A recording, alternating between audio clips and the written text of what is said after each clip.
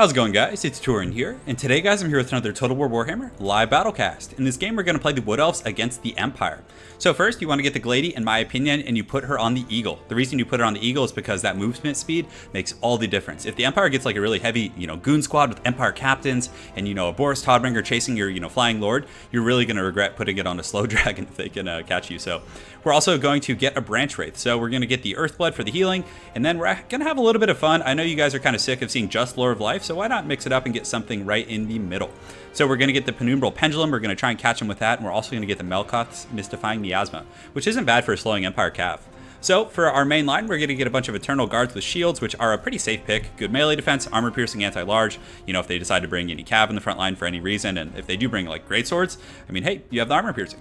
So we are going to, on top of that, get some Glade Guard with the Starfire Shafts. And Wild Riders, I'm not a huge fan of because all of the Empire Cav are very heavily armored, and they can kind of just like run down your Wild Riders. Not like run them down, but they can defeat them in straight up combat. So I like to rely a little bit more on my Glade Guard and my missile line, and then on Hawk Riders. So we're actually going to get, do we want to get 3 Hawk Riders? I feel like that's overkill, but I think 2 should be fine for our purposes.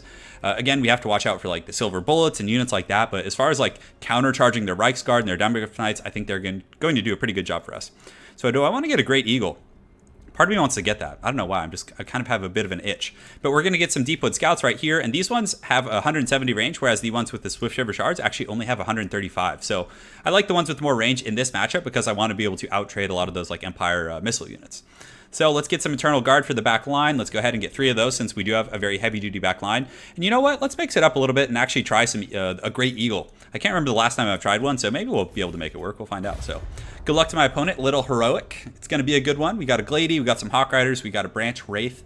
We're going to try and get that Penumbral Pendulum off, which can be pretty game-breaking. You guys probably saw that game the other day where I was playing with Ungrim and a bunch of Dwarf Rangers, I believe, and I actually didn't even notice it like when I was casting the replay, but after the fact I saw that there was a very powerful Penumbral Pendulum that just like destroyed my whole front line. Even against the Dwarves with their magic resistance, it can be very devastating if you get that like juicy lineup. And a lot of people often forget about Branch Wraiths, so they kind of slip through the cracks a little bit, but yeah, guys, just kind of hanging out and waiting for the upcoming race pack that's going to be announced hopefully relatively soon. I think it wasn't slotted to be released in the summer. I think that's what it was, but really excited to get my hands on that and just play the hell out of them until Total War Warhammer 2 comes out. So yeah, I'm gonna go pretty deep on this Skaven. Not a big fan of High Elves. I don't know why. I don't like the kind of pompous Elvish races too much. But Dark Elves will be pretty fun. I really like the Lord they have, Malekith. He seems pretty gangster, and then the Skaven, of course, are going to be really fun. I'm sure the Skaven are going to have some really trolling mechanics too. They're going to have, I have a feeling, like a ton of units with stock, a ton of units with poison. Then they'll have like the Rat Ogres and what are those? The giant armored rats. I forget what they're called, but I did play against them in Vermintide. So yeah, guys, in Italian, Spartacus and I were talking about some other games while I have you all here.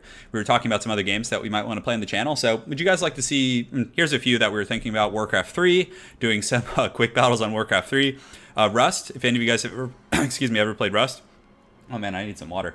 If any of you guys have ever played Rust, which is like a dystopian survival game where you do base building, and it's just a ridiculous game, or PlayerUnknown. That game seems pretty popular. Also seems really fun. So if you guys would like to see any of that kind of stuff, I know it's out of our regular purview of like our genre, but still, it'd be fun to mix those in every now and then, I think. So let me know, guys. I'd love your feedback. So we're going to set up our front line right here across the board, and the Eternal Guard, we're just going to put them over in the flanks here. We're going to put one in the back. And Eternal Guard are so good against the Empire, especially in the back line, because what are you going to get? Dammgriff Knights, you're going to get Reichsguard, things like that. And these guys can seriously, for how much you're spending, can fend off Reichsguard pretty efficiently, especially with the aerial support of a bunch of Hawk Riders. So the Great Eagle, I'm not a fan of it. I've often knocked it for being really terrible, but I don't know. I feel like it still is. I don't know if it's one of those things I can really defend, but anyways, we're going to go ahead and set this guy up. Another thing, guys, the Branch Wraith does have a pretty sweet ability. I think I forgot to get rid of the Blessing of the Ancient. So that usually you want to get rid of this, guys. This basically just gives you a buff if it's in the forest. But Call of the Woods is really good, so it gives it 8 melee attack to the nearby troops. So you kind of just keep them up in the front line. And then I have Smoke and Mirrors, which gives everything 6% movement speed, which is pretty incredible. So definitely a fan of the Branch Wraith. And Melkoth is really good for snaring enemy cav and allowing your Hawk Riders to get a really good engagement on them. So hopefully we can get some good value out of that as well. I'm going to want to advance up here ASAP, because this would be the worst case. If he speed advances and then I'm lined up back here and he has the trees to mitigate a lot of my missile fire, that's worst case scenario. We want the fight in this area right here in the open field. That's definitely what we want. So his army's pretty big, so he probably has a lot of spearmen, a lot of fodder units. So it's going to be tough. He's going to probably try and overwhelm my flanks, so hopefully my Hawk Riders, my Great Eagle can do some work. So probably what I'll do with the Great Eagle is just like stick it on his caster. So the second his caster becomes isolated, I think the Great Eagle goes in for the kill. My entire Air Force has 110 move speed, plus the 6% from the smoke and mirrors, so that's going to be, you know, just 117, give or take, which is very fast. So let me actually see what it is. Yeah, 117. So, all right, so let's go ahead and advance. Maybe he has some mortars. Maybe. Do we see any artillery pieces? We don't. We do see an Empire Captain up in the air. Oh, he's in the wrong neighborhood. He has a General of the Empire on the ground. Okay, so we might be able to just goon his general, but if he doesn't have any missile support, because it looks to be a very heavy infantry line, Outriders, in my opinion, aren't very good against the Wood Elves, but maybe he'll prove me wrong, because honestly, I think the Glade Guard can just kind of pick them off pretty efficiently. And if this is his only, you know, flying goon right here, we're just going to be able to just murk this guy, because we have, like, heavy armor piercing on these guys. And so let's go ahead and just kind of fly over and see what we can get going on. Oh, but he does have the Outriders, that's right, so I can't just go in there for free. I could intercept the Outriders with my Hawk, my Great Eagle. So let's go ahead and just posture up over here and see if we want to like take any of those trades. And we'll set up our main forces right here just to kind of intercept things. So, okay, so he has the Royal Altdorf Griffites protecting them. So it's not going to be as easy as I thought. So we're actually going to go over here. What does he have? Outriders right there. Good. Okay, so we'll just position these guys. Actually, we'll run them in the front right now. See if we can get some freebie shots on these spearmen. And we'll keep the Hawk Riders and everything high and tight with my army, and then just use my, you know, my missiles here to do the heavy lifting. Great, so this Great Eagle, we're going to actually go for this. Oh, okay, so he does have some hidden troops. Good. The trap has been sprung. We now know what's going on, and we didn't take too much damage, which is always a good sign. So let's go ahead and just get a little bit further up here, and we'll just, you know, keep poking away at these guys for now. Now, although he does have the means to kind of force me to engage here, because he does have the Outriders and the other units, but we haven't killed any of these guys yet, I don't think. But let's fly him right over the center. Our missile units can go ahead and start shooting at those guys, and we do have the Deepwood Scouts who hopefully can scoot up a little bit and do some work there, and then let's get these guys kind of shooting there. Perfect. So everything's going relatively well, I would say. You can see we're getting some good trading with our missiles right there, but if he's just going to fall back, we're just going to start shooting at his front line and doing as much work as we can in that respect. And yeah, this is fine. Like although they are the spearmen with shields, so it's probably not like the most cost-effective trade, and I hate to advance here and like, you know, split up my forces and you know, do it like that. So probably not the most efficient use of our ammunition, I would say, at this point, but let's go ahead and run over here a little bit, see if we can kind of trade with some of these guys, and then let's also pull these missiles over here to support. We'll pull the spears over there, just make sure that everything is going relatively to code. Good, so we're going to detach this little group over here and just kind of pressure his forces, so we're going to just like continue to just press out. We'll pull some spears here, so these guys we're going to put in group 4 and just have them be like a separate contingent squad. Then for the rest of our army, we can go ahead and start, you know, getting ready to engage and march up, so good. Let's go ahead and get our whole front line marching. These guys can go march as well, and the Deepwood Scouts can get rolling, and let's make sure to get that branch wraith going. Good. So everything's you know, on the move. Things are happening. Let's get these Deepwood Scouts and have them start trading with some of these guys. And good. So we're getting some decent trading. Let's move these guys up here. Have these missile units screening right there also. And these Hawk Riders, we want them to start like just clipping the flanks of some of these spearmen that don't have the shield. So good, we're getting some decent trading right here with these guys. Is he actually going to try and charge through there? It's a bold move, Cotton. Let's see if he does. Not sure. Okay, so the Deepwood Scouts, we want to have them focus on the silver bullets. I think that's going to be pretty prime there. And our Hawk Riders and whatnot. And where's our Great Eagle? So the Great Eagle needs to just go after these guys in the back and just start chasing those missile units down. And the Hawk Riders, we can kind of just have them start shooting at these silver bullets as well. Let's swing this group up and around, and let's bring these guys here and have them start shooting here. Good. Everything's going pretty well. We do have the Mystifying Miasma. Let's actually see if we can get that Shroud right there. And let's chase back here. Just start pressuring the back line. And we probably want to cast an Earthblood. Yeah, we haven't really taken too much damage. So I'm feeling pretty confident about our position here. And do we want to use the Prey of Anath Rama on anything? That is the question of the ages. But we do get into the back. We do have our Deepwood Scouts kind of focusing those missile units down there. These guys right here. Let's go ahead and make sure we're shooting these. And good. So just kind of looking for targets right now. We can go ahead and shoot at those silver bullets. Let's pop an Arrow of Kurnus on those. Just really want to put those guys out of commission. You can see we're having a pretty good success over here zoning these guys. And these guys, his Empire Captain's going to go in and try and goon me there. So what we're going to do is we're actually going to use Prey of Anath Rama. We're going to snare him up in the sky. We're going to start shooting him with missiles. And then we're going to pull our Glady and have her go as well. So that should put him like pretty much straight out of commission there. So right now we want to use this pendulum. So let's go ahead and line this up here and cast that in the front line, which is going to be pretty devastating. So you guys will see it popping right now. 3, 2, and a 1. Good. Oh, look at that fat damage. That is juicy. We get that Empire Captain pretty darn low. Let's get these missiles kind of focusing on some of these Outriders here, and the Dembergriff Knights, we want to pull these guys back. So our back line's intact for the most part. We had some pretty good success here. The Great Eagle is actually doing some work in the back, so definitely very happy about the performance of the Mighty Eagle right now. So great, so let's kind of reposition here, get these guys online, and we want to switch them back to ranged mode and have them start shooting. Just make sure our missile units are continuing to screen these Empire forces out. And do we have an Earthblood right now? That would be pretty nice to get on these Hawk Riders, who are taking quite a bit of damage, mind you. We do also have the Melkoth's Mystifying Miasma, so let's overcast that and hit those guys if we can. Looks like I'm a little out of range, but we did very well for ourselves in the front line. So let's start focusing these guys down right here. Let's get these guys moved here. And do we want to focus? Yeah, we can focus the Demogryph Knights with those. Great, so the Hawk Riders we're going to kind of bring back over here, just kind of keep focusing down his Outriders in the back, which are very important targets for sure. And it looks like the Demis might be trying to snipe my caster here, which is fine. So let's get the Melkoth's Mystifying Miasma on these guys. Cast it if we can. Oh, I think we might have miscasted it, but you know what? It's okay. We're going to go ahead and cast an Earthblood there because you never know. We could lose them pretty hard. And let's get these. This is exactly what the Hawk Riders are for. Just, you know, countering these Demogryph Knight plays. So we're getting in there, doing some pretty devastating work. We can switch the missiles off and start shooting some of these Flagellants at this point because the Great Eagle should be able to handle those guys back there. We have a ton of troops on auxiliary, and just look how hard those Royal Eldorf Gryphites got put down. We're going to move our missile troops up and over here to get a better firing angle on his entire army, essentially.